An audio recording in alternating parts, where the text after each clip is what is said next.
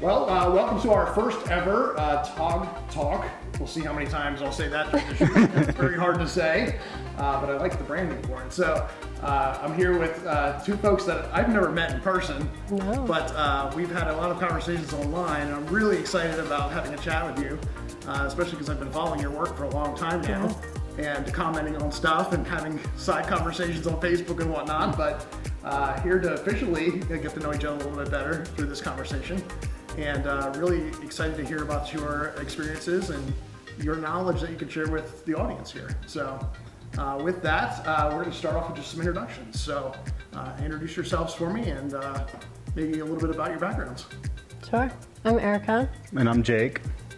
We are Pittsburgh wedding photographers. We've been doing it for almost 12 years now. Wow. Yeah, almost 12 years. Time flies. It does. Yeah. So are you Western Pennsylvania born and raised, and let's start off with the personal side. How did you guys meet each other? Sure. So, well, that's a good story. Yeah. We went to high school together. Never talked though, so we went to a super small high school. My graduating class, I think I had 66 people in it. So I think mine was less. I think it was like 50 something. Yeah, so we knew each other, but never really talked much. We were two years different. You were 2 years ahead of me. And I got into photography my senior year of high school. And then you went to school for visual arts. Visual communications, yeah. Yeah, and so I kind of just, started dabbling into photography with my friends for senior pictures, and I always really liked just taking candids of my friends. So I signed up for the yearbook before I could even take the class. I was like, I want to do this. I'll do it after school anytime you need me to. So just always had my camera on me, always just taking pictures of my friends and family and just life. So formally trained.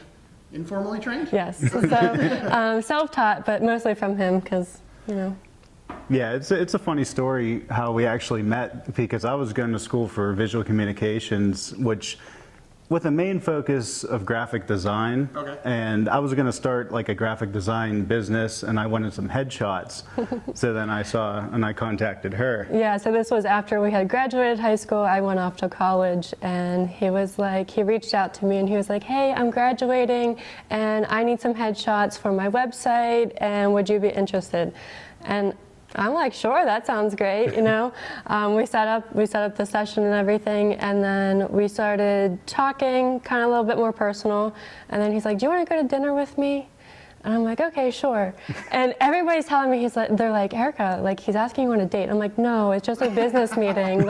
He does not like me like that. I seriously thought it was all business, even to the point, when he came to pick me up. I'm like, it's not a date, it's not a date.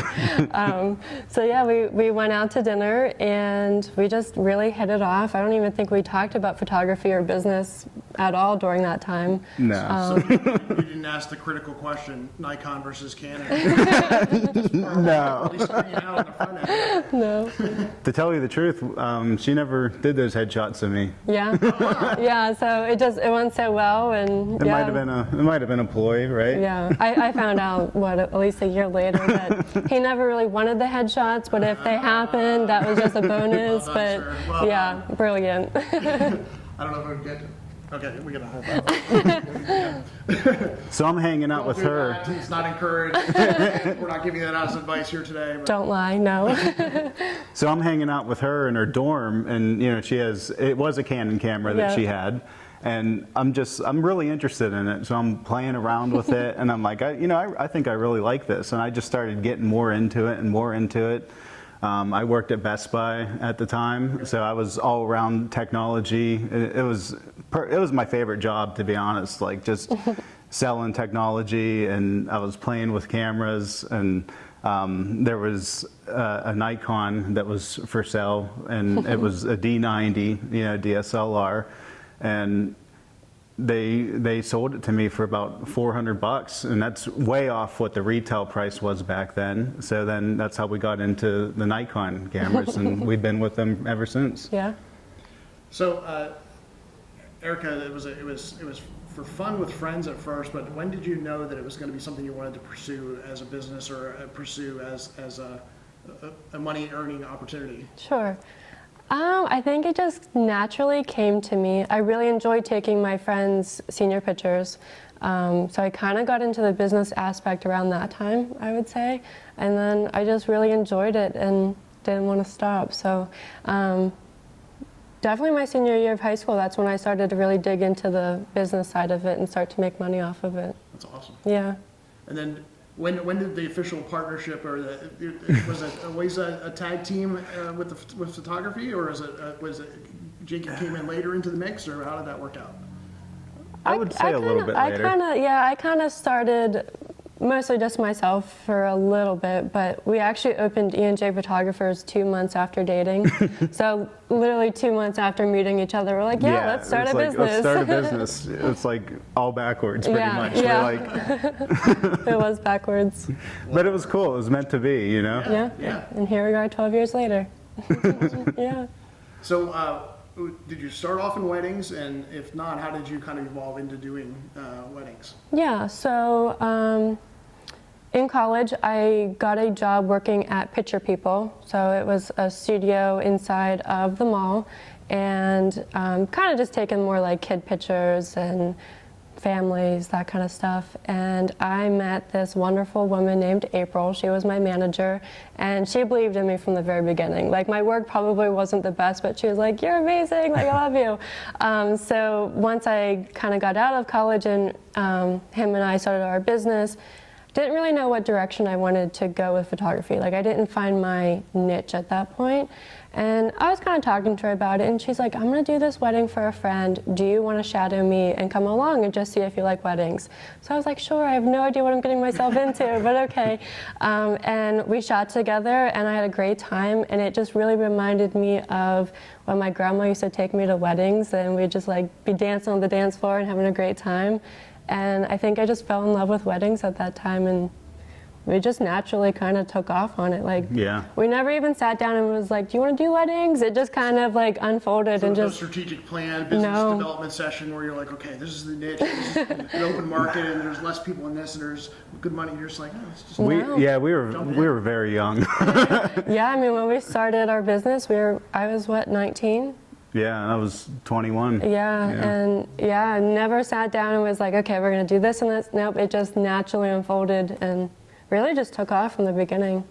And me, like, I was always a creative person growing up, like always drawing when I was a young kid. And I knew I wanted to do something, with creativity. So, and capturing the wedding, like our first wedding that we captured with you, I fell in love with it instantly, like just capturing the moments and everything. Yeah. So weddings is one of those things where it's probably one of the more high-pressured shooting environments of any niche of photography. Yeah, for sure. Do you feel that still to this day, or is that kind of worn off over the years because you're like, now we're grizzled pros of this now? So.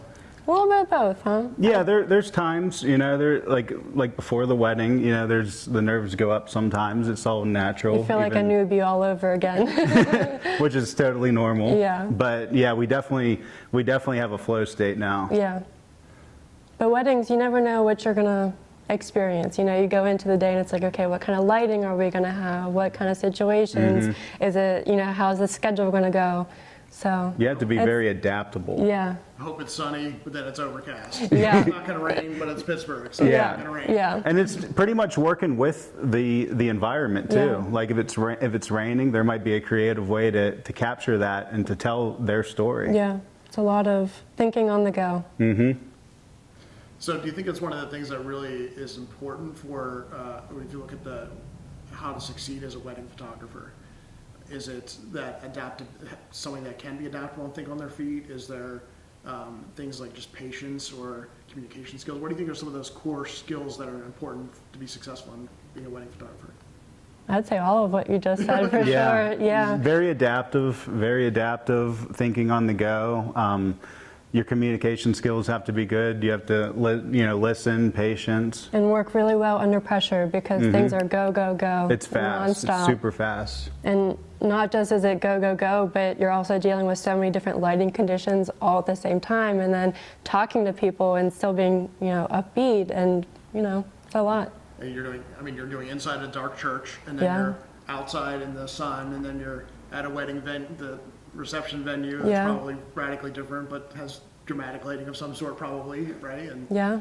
that's a lot of change. Yeah, and then working with other vendors who are trying to get their jobs done and keeping on their timelines and And yeah. there's the bane of all wedding photographers' existence. This thing. Yeah. Leaning on the Yes. Don't do that. Yes. Not even Play at a wedding. not even just that though. We see people with iPads. So you got this like 10-inch like thing in front of them. And you're like, meanwhile, this has a better camera in it than the iPad does. Yeah. Exactly, yeah. Yeah. Yeah. I'm gonna have to revert to my list here because Yeah. I've already taken us probably way off track from where I was originally gonna take us, but what do you think? What's it like as a couple being in a photography business together, and then specifically for weddings? Like, what are the pluses and minuses?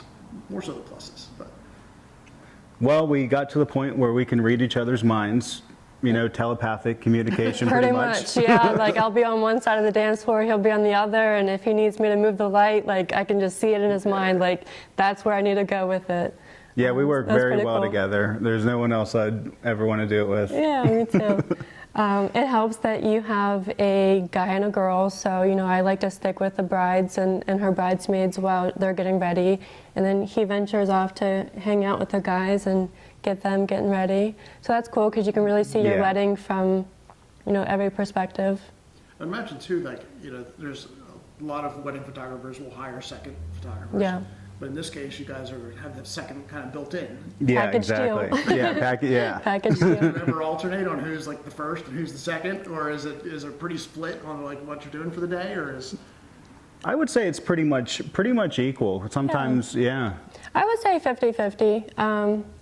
It's nice because like when we're doing the family pictures after the ceremony, I kind of set my camera down and I focus on posing the family and getting everybody up and making the pictures happen while he's the one shooting. Nice. And then, you know, I fix the dresses and, you know, direct, all right, bring your flowers down to your belly buttons. Yeah, it's a good coordination, especially Yeah. with speed, because she's working on posing, I'm working on, you know, making sure the exposure and everything, the framing's all good, so it works pretty well. Yeah.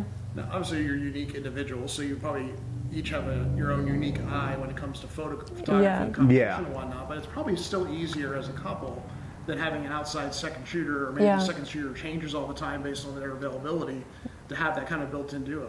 Yeah, definitely. I would say that that's probably the only, and it's not even a con, but I feel like sometimes our creative eyes can kind of, we're usually on the same page with what we want, but you know, sometimes he really wants I need this picture right now. And I'm like, but I need this picture right now. So there's definitely that, okay, I'll take a step back, I'll let you do what you want to do, and then I'll do what I need to do. But it's usually all on the same Yeah. page versus, you know, just hiring someone that you may have never even met before. And naturally, you know, like, naturally I try to focus on like the big shots, like, you know, with the lighting and showcasing the whole venue and everything. And you're more, I would say, close-ups and close-ups, emotion. Yeah. So I think it's a pretty good mix Yeah. between the two. Yeah, it's nice that you have those different strengths, right? Yeah. Yeah. Things you enjoy, maybe shooting even more so than other things that, you know, Yeah. you can hone in on those specifics. Yeah, and we've been doing that really well over the past year, you know, a couple of years. Yeah. If you don't mind me asking, as a couple in business together, do you guys have to set like clear boundaries when it comes to, okay, we're off business time now, we're at home, or, you know, even if the wedding didn't go as great as we wanted it to, or there was some conflict in getting the shots, or whatever the scenario is, that stays on the business side of a relationship. It's crazy because the business is like almost like a part of our relationship, because we started our business Yeah. pretty much like at the same time as we were starting. It's pretty much ingrained. So like, Yeah. But I would say that over the years we've learned how to separate it more. So I feel like in the beginning when we would go out on a dinner date, we'd be talking about business. And it's like, no, we're actually on a date right now, but we're still talking about business right now. Prep for the next wedding. Yeah. Yeah, it's like, can we just be a couple right now and not business owners? But I feel like over the years, like as we've become more experienced and more veteran, I feel like we've just naturally yeah. learned how to kind of separate it. A lot of it was actually the space too, because when we were starting out, you were working out of the house, so there were sacrifices that we needed to make it work. Our living room, was actually a studio. Yeah, we didn't have a living room for 8 years. Yeah. We didn't even have a couch because the living room was our studio, and then our spare bedroom was also a part of my studio. So that was a little bit difficult because our living quarters was also business. But after buying a home and getting a studio, and it really helps with that separation. So we're able to live like couple lives now too. Yeah, yeah. It's nice to have a living room. Yeah, again, right? and we have a couch. Yeah. We have all the difference in the world. we have rooms we don't know what to do with. Yeah. I had a question and then poof. That happens to me all the time.